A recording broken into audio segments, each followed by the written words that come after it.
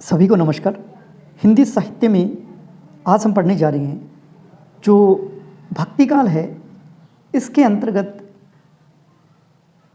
जो आती है एक शाखा प्रेमाश्री, उसी शाखा को कहा जाता है सूफी काव्य। और सूफी काव्य की जो महत्वपूर्ण विशेषताएं थी, सूफी काव्य है क्या और किसे कहा जाता है, इसके बारे में हमने पहले पढ़ा। और आज हम पढ़ेंगे सूफी काव्य के महत्वपूर्ण कवि और उनकी रचनाएं। शुरुआत करते हैं। सूफी काव्य के प्रमुख जो कवि है वो है मलिक मोहम्मद जायसी। सूफी काव्य है, उसके प्रसिद्ध कवि है जायसी। इनका जन्म 1492 ईस्वी में जायस नामक स्थान पर हुआ था। इसी कारण इनका नाम है वो जायसी पड़ा। यानी 1492 में एक जगह है जायस, वहाँ उनका जन्म होने के कारण मलिक मोहम्मद का नाम जायसी पड़ा। इनकी मृत्यु 1542 ईस्वी में हुई। ये देखने में कुरूप थे, अच्छे सुंदर नहीं थे। ये एक आंख से काने भी थे। कई बार देखो, एक बार नेट में प्रश्न है कि कौन सा कवि है जो एक आंख से काना है, तो जायसी का नाम था। तो इस तरह से प्रश्न भी बनते हैं, तो थोड़ा ध्यान रखें।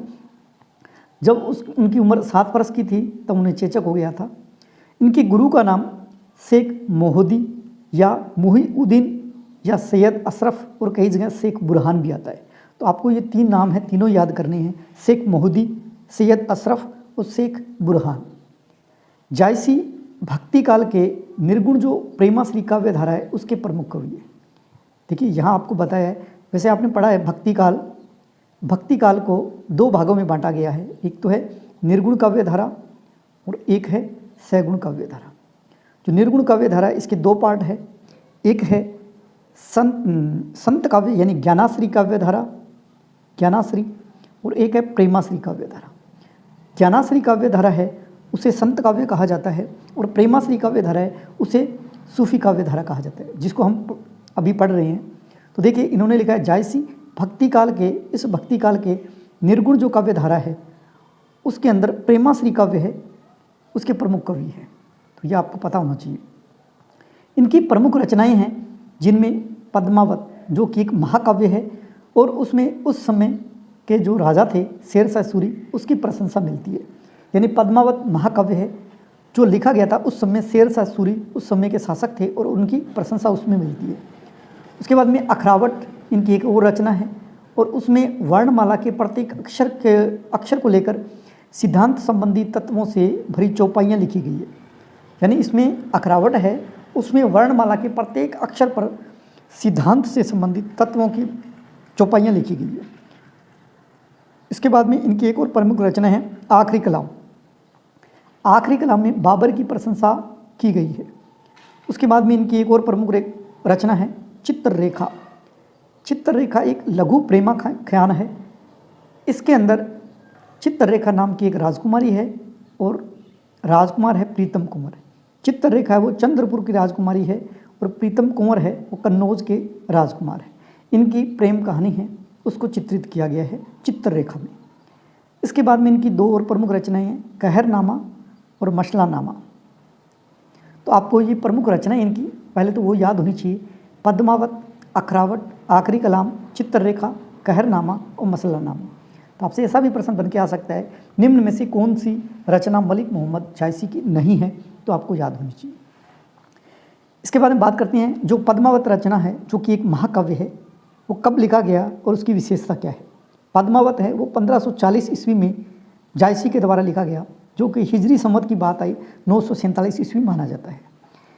यह जो पद्मावत है उसमें 57 खंडों में ये विभाजित है, और इसकी भाषा है वो अवधी है, और शैली है दोहा चौपाई शैली में ये लिखी गई रचना है। सूफी काव्य का ये प्रौढ़तम यानी प्राचीनतम काव्य है। पद्मावत है उसका बांग्ला अनुवाद मगन ठाकुर ने आलो उजालो नामक एक कवि से करवाया था। यानी मगन ठाकुर है, उन्होंने आलो उजालो नामक एक कवि है, उनसे पद्मावत का बांग्ला अनुवाद करवाया था। शेरशाह है जो दिल्ली के उस समय शासक थे के समय लिखा गया है, इसीलिए इसमें शेरशाह सूरी की प्रशंसा का वर्णन मिलता है। देखिए शेरशाह का हमने पहले भी जिक्र किया है कि शेरशाह की प्रशंसा पद्मावत में है। तो ये दिल्ली के शासक थे उस समय जब उन्होंने पद्मावत लिखा, इसलिए शेरशाह की प्रशंसा का वर्णन उसमें मिलता है। पद्मावत की हस्तलिखित जो प्रतियां हैं वो अधिकतर फारसी भाषा में हैं। वैसे ये पद्मावत है वो अवधी भाषा में है, लेकिन हस्तलिखित प्रतियां जो मिली है वो अधिकतर क्या है, फारसी भाषा में है। इसमें चित्तौड़ के राजा रतन सेन और सिंहलदीप की राजकुमारी पद्मावती के प्रेम विवाह का मार्मिक वर्णन है। यानी जो पद्मावत है उसके अंदर रतन सेन एक राजा है जो चित्तौड़ का राजा है, और सिंहलदीप की राजकुमारी है जो श्रीलंका की है, वो है पद्मावती। उसके प्रेम विवाह का इसमें मार्मिक वर्णन मिलता है। जो ये पद्मावत है उसका पूर्वार्ध भाग है, यानी पहले वाला भाग है, वो कल्पना प्रधान है, जो कि काल्पनिक माना जाता है, और इसमें विवाह की कथा है उसका वर्णन मिलता है। और इसका उत्तरार्ध भाग, जो बाद का भाग है, वो ऐतिहासिक है और उसमें विवाह के बाद की कथा है उसका वर्णन मिलता है। देखिए किसने किसके बारे में क्यों कहा, कैसे कहा, ये भी देखिए। प्राकृत साहित्य का इतिहास जो ग्रंथ है वो लिखा गया है डॉक्टर हरदेव बाहरी ने। यानी प्राकृत साहित्य का इतिहास ग्रंथ है वो लिखा गया है डॉक्टर हरदेव बाहरी। इसके अनुसार यानी इन्होंने इस साहित्य में लिखा है कि पद्मावत रचना है उसका मूल स्रोत है वो रतन शेखर कथा यानी प्राकृत भाषा में रचित को माना जाता है। यानी ये कहना चाहते हैं हरदेव बाहरी, उन्होंने अपने ग्रंथ प्राकृत साहित्य का इतिहास ग्रंथ में लिखा है कि जो पद्मावत है उस रचना को लिखने के लिए इसका मूल स्रोत है वो रतन शेखर कथा मिलती है, उससे लिया गया जो कि प्राकृत भाषा में है। ऐसा कहने वाले हैं डॉक्टर हरदेव बाहरी। जायसी की अक्षकृति का आधार है पद्मावत। यानी जायसी को जो प्रशंसा मिली या प्रसिद्धि मिली उसका आधार है पद्मावत, जिसके पढ़ने से प्रकट हो जाता है कि जायसी का हृदय कैसा कोमल है और प्रेम की पीर से भरा हुआ था। क्या लोक पक्ष में क्या अध्यात्म में, दोनों ओर उसकी गूढ़ता, गंभीरता और सरसता विलक्षण दिखाई देती है। ये कहने वाले हैं आचार्य रामचंद्र शुक्ल। शुक्ल कहते हैं कि जायसी का जो अक्षयकीर्ति का आधार है वो क्या है, पद्मावत है, जिसके पढ़ने से हमें पता चल जाता है कि जायसी का हृदय ना वो कैसा है। कैसा मतलब प्रेम की पीर से भरा हुआ था। उसमें लोक पक्ष क्या अध्यात्म, दोनों ही उसकी गूढ़ता, गंभीरता और सरसता विलक्षण दिखाई देती है। यानी उनको जब ये पद्मावत उन्होंने पढ़ा तो ये कह रहे हैं कि पद्मावत एक तो इतना शानदार लिखा हुआ है और उसकी प्रसिद्धि का कारण ही है ना जायसी का वो पद्मावत है, और उसको पढ़ने से पता चलता है कि जायसी का हृदय ना वो कैसा है। ऐसा कहने वाले आचार्य रामचंद्र शुक्ल। पद्मावत के विभिन्न पात्र हैं, उनमें दार्शनिक तत्वों के प्रतीक है। इस दृष्टि से इसे रूपक काव्य कहा जाता है। यानी पद्मावत है उसमें जो पात्र है उसमें दार्शनिक तत्वों के प्रतीक के रूप में उन्होंने प्रस्तुत किया है, तो ये कह रहे हैं इसीलिए इसको रूपक काव्य भी कहा जाता है, क्योंकि पद्मावत में वर्णित जो पात्र है जैसे रतन शेखर है वो एक मन या साधक का प्रतीक है। पद्मावती जो राजकुमारी है श्रीलंका की वो बुद्धि का प्रतीक है, और हीरामन तोता, इसमें एक तोते का जिक्र आता है, वो हूबहू मनुष्य की आवाज़ निकालता है तो उसका नाम हीरामन है, और हीरामन तोता है वो गुरु का प्रतीक है इसमें। और नागमती इसमें एक सहनायिका है, वो सांसारिक आकर्षण का प्रतीक है, और राघव चेतन है वो शैतान का प्रतीक है। इस तरह से जो पद्मावत है उसमें वर्णित पात्र है उसमें दार्शनिक तत्वों के माध्यम से, प्रतीक के माध्यम से इसको प्रस्तुत किया गया है, इसलिए इसको रूपक काव्य भी कहा जाता है। पद्मावत में टोटल 57 खंड है, क्या अध्याय कह सकते हैं, तो उसमें नागमती वियोग खंड है वो 30वां खंड है, ये भी याद रखिए। नागमती वियोग खंड है वो 30वां खंड है। पद्मावत जो काव्य है उसको आचार्य रामचंद्र शुक्ल ने नाम दिए हैं, एक रूप लोभ की संज्ञा दी है। यानी पद्मावत जो महाकाव्य है वो एक रूप लोभ की एक संज्ञा प्रदान की है पद्मावत को, और उन्होंने पद्मावत को समासोक्ति कहा है क्योंकि ये समास उक्ति में लिखा गया काव्य है, इसलिए पद्मावत को तो उन्होंने समासोक्ति ही कह दिया आचार्य रामचंद्र शुक्ल। इसके बाद में उन्होंने एक और कहा है पद्मावत को कि भक्ति काल का वेद वाक्य है, यानी पद्मावत है वो भक्ति काल का वेद वाक्य है। ऐसे तीनों जो परिभाषा है ये देने वाले हैं आचार्य रामचंद्र शुक्ल। आचार्य रामचंद्र शुक्ल है वो पद्मावत को कहते हैं कि ये रूप लोभ की संज्ञा है, समासोक्ति है और भक्ति काल का वेद वाक्य है। फिर इनकी एक दूसरी रचना है अखरावट। इस रचना में वर्णमाला के एक अक्षर को लेकर सिद्धांत संबंधी तत्वों से भरी चौपाइयाँ कही गई है इसमें, जो है अखरावट रचना। तीसरी रचना है इनकी आखिरी कलाम। ये फारसी भाषा में है। उसमें रोज़े यानी क़यामत या प्रलय के दिन का वर्णन मिलता है। कई बार ये भी प्रश्न पूछा जाता है कि जायसी की किस रचना में क़यामत या प्रलय के दिन का वर्णन मिलता है, तो वो है आखिरी कलाम। बाबर के समय लिखी गई रचना है। इसमें बाबर की प्रशंसा की गई है। देखिए, पहले था शेरशाह सूरी की प्रशंसा। शेरशाह की प्रशंसा थी किसमें? पद्मावत में। और आखिरी कलाम में बाबर की प्रशंसा है। इस पुस्तक में जायसी ने अपने जन्म के संबंध में लिखा है। ये भी बात महत्वपूर्ण बनती है कि जायसी ने अपने जन्म के संबंध में किस रचना में जिक्र मिलता है, तो वो है आखिरी कलाम में।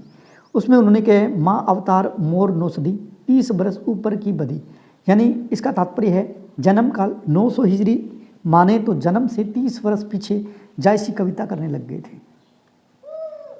इसके बाद इनकी प्रसिद्ध जो पंक्तियां हैं वो है, तन चित उर मन राजा किन्हा ही सिंगल बुद्धि पद्मिनी चिन्हा।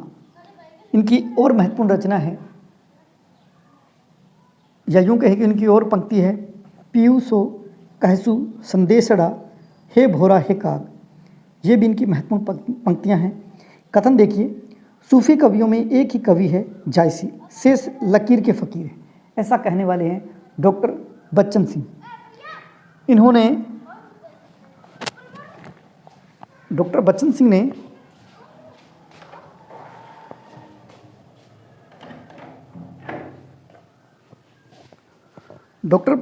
ने सूफी कवियों में एक ही कवि माना है जायसी, और शेष को लकीर के फ़कीर माना है। ये बच्चन सिंह ने कहा है। जायसी यदि सूफी है तो कुजात सूफी है, ऐसा कहने वाले हैं डॉक्टर विजय देव नारायण शाही। जायस में कथा सुनने को मिलती है कि जायसी एक बार शेरशाह के दरबार में गए तो जायसी को देखकर हंस पड़े। कौन? शेरशाह। तब जायस ने शांत भाव से पूछा, मोही का हंससी की को हरही, यानी तुम मुझ पर हंस रही हो या उस ईश्वर पर या कुम्हार पर जिसने मुझे बनाया है। जो कि ये कथन मोही का हंससी की को हरही, ये कथन है जायसी का खुद का। और उन्होंने जब शेरशाह सूरी है या शेरशाह ने उनके ऊपर हंसी की, तब उन्होंने ये कहा कि आप मुझ पे हंस रहे हो या मुझे बनाने वाले पे। तो ये जायस में कथा सुनने को मिलती है। तो जायसी के बारे में हमने पढ़ा। इनकी प्रमुख रचनाएं हैं, मलिक मोहम्मद जायसी है इनकी प्रमुख रचनाएं, जिनमें पद्मावत, अखरावट, आखिरी कलाम, चित्ररेखा, कहरनामा और मशरनामा। इसके बाद में बात करते हैं मंझन के बारे में। मंझन सूफी कवि जिनका नाम है गुफ्तार मियाँ मंझन। गुफ्तार मियाँ मंझन। मंझन की महत्वपूर्ण रचना है वो है मधुमालती, जो कि 1545 ईस्वी में लिखी गई। यह खंडित प्रति मिलती है इसकी। मधुमालती की जो प्रति है वो खंडित मिलती है। मंझन का जन्म 16वीं सदी के मध्य माना जाता है। उनके गुरु का नाम है शेख मोहम्मद या गोस मोहम्मद, शेख मोहम्मद या गोस मोहम्मद। मंझन ने मधुमालती के आरंभ में 4 खलीफाओं की वंदना की है, जिसमें 4 खलीफे हैं कौन कौन से? अबू बकर, उमर, उस्मान और अली। इसके बाद में इसके अंदर 5 अर्धालियों के बाद एक दोहक का क्रम रखा जाता है। यानी मंझन ने मधुमालती जो रचना लिखी है 1545 में, यह खंडित प्रतिमा है या खंडित प्रति मिलती है इसकी मधुमालती की। इसकी भाषा है वो अवधी है। ज़्यादातर जो भी रचनाएं सूफी काव्य की है वो अवधी भाषा की है ज़्यादातर। 5 अर्धालियों के बाद एक दोहा रखा गया है। इस जो मधुमालती है जो रचना, इसके अंदर नायक है उसका नाम है मनोहर और नायिका है उसका नाम है मधुमालती। जो मनोहर है वो राजकुमार है, कनेसर नगर के राजा सूरजभान का पुत्र है, और नायिका है वो है मधुमालती जो महारस नगर की राजकुमारी है। इसमें साथ साथ में एक कथा और चलती है। उपनायक ताराचंद है और उपनायिका प्रेमा है। प्रेमा है वो चित्तबिस रामपुर के राजा चित्रसेन की राजकुमारी है। कवि ने नायक और नायिका के अतिरिक्त उपनायक और उपनायिका की योजना बनाने या योजना करके कथा को विस्तृत किया है, यानी इस कथा को और विस्तार दिया है क्योंकि इसमें नायक और नायिका तो है ही, साथ साथ में उपनायक और उपनायिका भी है।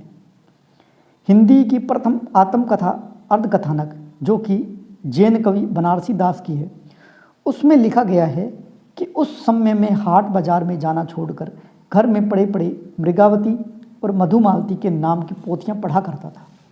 यानी कौन कह रहे हैं ये? हिंदी की प्रथम आत्मकथा जो अर्धकथानक है, जो जैन कवि बनारसी दास, तो बनारसी दास ने उस अर्धकथानक में लिखा है कि उस समय हाट बाजार में जाना छोड़कर मैं पड़े पड़े मृगावती और मधुमालती उनकी पोथियां पढ़ा करता था। यानी तब घर बैठे रहे, नाहिन हाट बाजार मधुमालती मृगावती पोथी दोय उचार, यानी ये पढ़ा करता था। तो ये कहें कि मधुमालती का जिक्र है वो अर्धकथानक में भी आता है। इसके बाद में कवि नुसरती है जो कि दक्षिण के कवि है, उन्होंने मंझन की मधुमालती के आधार पर, यानी मंझन है उनकी रचना है मधुमालती, इसके आधार पर 1643 ईस्वी में, ये देखो ये 1545 में, इन्होंने 1643 ईस्वी में गुलशन इश्क की रचना की। तो कई बार ये प्रश्न पूछा जाता है मंझन की मधुमालती के आधार पर किसने अपनी रचना लिखी?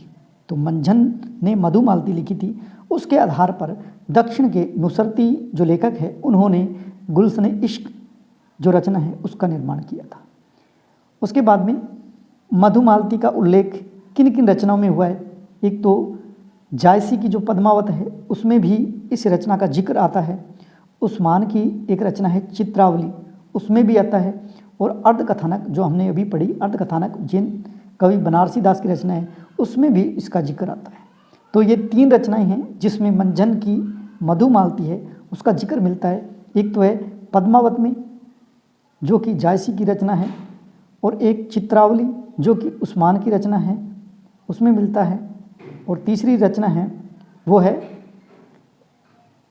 अर्धकथानक जो कि बनारसी दास जैन की लिखी हुई है। इनकी प्रमुख पंक्तियां हैं, देखत ही पहचानियो तो ही एही रूप जेही छंद्रियो मोही, एही रूप बूत अहे छपाना, एही रूप रब सृष्टि समाना। ये जो पंक्तियां हैं वो मधुमालती की है। इसके बाद में इनके प्रमुख कवि हैं जिनमें कुतुबन है। कुतुबन जिन्होंने एक प्रमुख रचना लिखी उसका नाम है मृगावती जो 1503 ईस्वी में लिखी गई। गुरु का नाम इसके शेख बुरहान है, यानी शेख बढ़न भी मिलता है कुतुबन का। ये मृगावती जो रचना है इनकी, इसमें इनका जिक्र आता है। आचार्य रामचंद्र शुक्ल ने मृगावती को सूफी काव्य परंपरा का पहला ग्रंथ मानते हैं। यानी रामचंद्र शुक्ल ने मृगावती है जो कुतुबन की रचना है उसे सूफी जो काव्य है उस परंपरा का प्रथम ग्रंथ मानते हैं। इसके अंदर नायक है उसका नाम है राजकुमार जो कि गणपति देव का पुत्र है, और नायिका है वो मृगावती है जो कंचन नगर के राजा रूप मुरारी की पुत्री है। और इसकी भाषा है वो अवधी है, और शैली है वो कड़वक दोहा चौपाई शैली में लिखी गई। तो आपको महत्वपूर्ण जो बात है, कुतुबन है इनकी एक प्रमुख रचना है वो है मृगावती। देखिए वैसे कुतुबन है उनकी महत्वपूर्ण जो कृति है वो रचना कौन सी है? मृगावती। कब लिखी गई? 1503 में। इसमें राजा कौन है? राजकुमार गणपति देव का पुत्र है, और जो नायिका है वो है मृगावती जो कि कंचन नगर के राजा रूप मुरारी की पुत्री है। भाषा आपको पता है कि जो भी लगभग रचनाएं लिखी गई हैं वो अवधी भाषा में लिखी गई है, सूफी काव्य की रचनाएं। शैली है कड़वक। उसके बाद में मुल्ला दाऊद की बात करते हैं। प्रसिद्ध रचना है इनकी चंदायन। मुल्ला दाऊद की रचना है वो है चंदायन जो कि 1379 ईस्वी में लिखी गई। इसके नायक का नाम है लोर या लोरिक, नायिका है इसमें चंदा। माता प्रसाद गुप्त ने मुल्ला दाऊद की जो रचना है चंदायन उसे लोर कथा का है।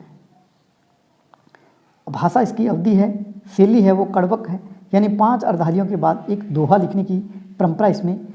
यह प्रबंध काव्य है, लेकिन इसमें महत्वपूर्ण बात देखिए, सूफी काव्य की मनसवी शैली का अनुसरण इसमें नहीं हुआ है। इसमें जिसमें पहले जो है ईश्वर वंदना, उसके बाद में साहिब वक्त की प्रशंसा, इस तरह का इसमें प्रयोग नहीं हुआ है। सूफी काव्य की मनसवी शैली है उसका इसमें अनुसरण नहीं किया गया है। वो मुल्ला दाऊद की रचना है जो कि चंदायन है।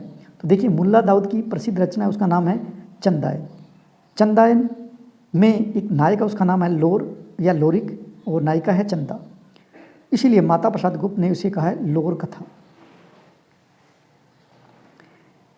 अब जो सूफी काव्य के महत्वपूर्ण जो रचनाएं हैं उसको क्रमबद्ध लिखा गया है। रचना पहले देखिए, इसमें रचना का नाम है, उसके बाद में रचनाकार का नाम है, फिर कब लिखी गई और उसमें नायक कौन है और नायिका कौन है और उसकी भाषा क्या है।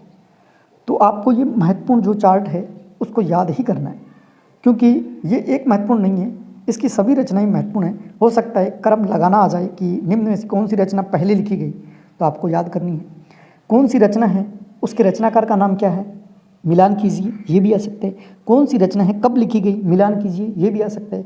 कौन सी रचना है, उसकी भाषा कौन सी है, ये भी आ सकता है। और कौन सी रचना है, उसके नायक और नायिका कौन है। तो सभी रचनाएं हैं वो सभी महत्वपूर्ण हैं, आपको याद करना है। जैसे क्रमवाइज लिखा हुआ है, देखिए पहली जो रचना माने तो हंसावली। हंसावली, इसके रचनाकार का नाम है असाइद। कब लिखी गई, 1370 ईस्वी में, और उसके नायक है, उसका नाम है राजकुमार, और नायिका है हंसावली, और भाषा है राजस्थानी और हिंदी। डॉक्टर नगेंद्र ने हंसावली को सूफी काव्य का प्रथम काव्य ग्रंथ माना है। अब सभी जो काव्य ग्रंथ प्रथम मानने वाले कवि है वो सभी के अलग अलग है। अब हंसावली को तो माना है डॉक्टर नगेंद्र ने। नगेंद्र ने हंसावली को सूफी काव्य का प्रथम ग्रंथ माना है, और हंसावली रचना है, उसके रचनाकार का नाम है असाइद। अब पूछा जाए कि नगेंद्र के अनुसार सूफी काव्य का प्रथम कवि कौन है, तो कवि का नाम आएगा असाइद। कब लिखी गई, 1370 ईस्वी में, राजकुमार नायक और नायिका है हंसावली। उसके बाद में दूसरी रचना माने तो चंदायन, जो कि मुल्ला दाऊद की रचना है, 1379 ईस्वी में। ये देखिए 1370 में, ये 1379 में। इसमें नायक का नाम है लोर या लोरिक, और नायिका है चंदा, और भाषा इसकी अवधि, जो हमने इसके बारे में डिटेल से पढ़ा है। लेकिन देखिए विशेष में ये भी लिखा है कि माता प्रसाद गुप्त ने उसे लोर कथा कहा है। चंदायन है, उसके लेखक है मुल्ला दाऊद। उसके बाद में महत्वपूर्ण रचना है लखम सेन पद्मावती कथा। सीधी पद्मावती कथा नहीं है, लखम सेन पद्मावती कथा, उसके लेखक है दामोदर कवि। वो लिखी गई है 1459 में। इसमें नायक है, उसका नाम है लक्ष्मण सेन, और नायिका है पद्मावती, और ये भाषा इसकी राजस्थानी भाषा में लिखा हुआ है। इसके बाद में ढोला मारूरा दुहा कुशल लाभ की रचना है, 1473 में लिखी गई है। इसमें राजा है या नायक है वो ढोला है, और नायिका है वो मारवाड़ी है। ढोला है जो जयपुर के राजा नल सिंह का पुत्र है, और मारवाड़ी है वो पुंगल, बीकानेर के एक पुंगल क्षेत्र है, उसके राजा की पिंगल की लड़की है, राजकुमारी है, उसका नाम है मारवाड़ी, और भाषा इसकी राजस्थानी। सत्यवती कथा जो कि ईश्वरदास की लिखी हुई है, और ये लिखी हुई है 1501 में।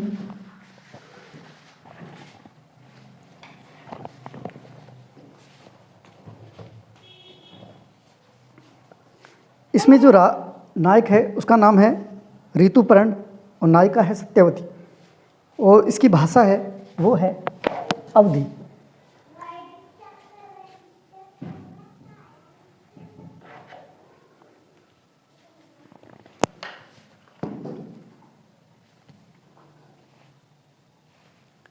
मृगावती जो रचना है उसके लेखक का नाम है कुतुबन, जो कि 1503 में लिखी गई, और राजकुमार है जो नायक है, और नायिका है उसका नाम है मृगावती, और उसकी भाषा है अवधी। तो देखिए सत्यवती कथा ईश्वरदास की लिखी हुई है 1501 में। अब याद करने के लिए, सत्य क्या है, ईश्वर है, और ईश्वर क्या है, एक है, 1501 में। थोड़ा याद करने के लिए, सत्यवती कथा ईश्वरदास 1501, ऋतुपर्ण राजकुमार है, नायिका है सत्यवती, और भाषा है अवधी।